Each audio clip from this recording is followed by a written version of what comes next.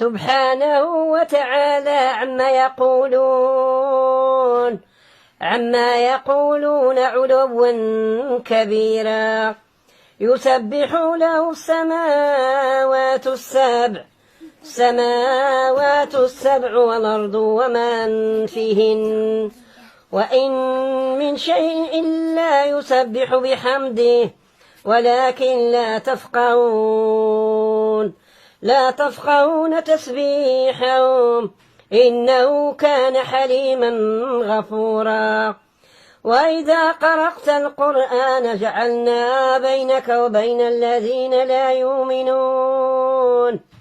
لا يؤمنون بالآخرة حجابا مستورا وجعلنا على قلوبهم أكنة أن يفقهوه